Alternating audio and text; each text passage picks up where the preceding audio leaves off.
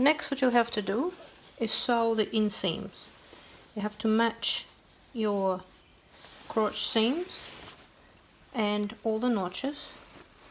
Sew all the way from one hem to another.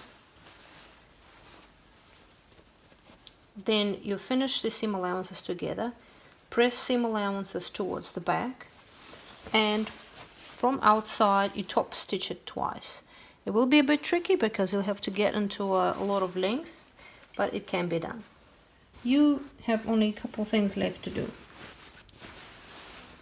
You need to hem your pants, you need to attach a button, and you need to put on snaps to close your back pockets.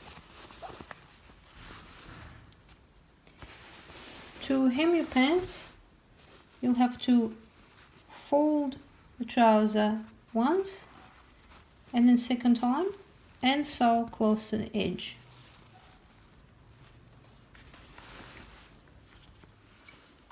Now I'm going to hem. I'm using my edge foot again.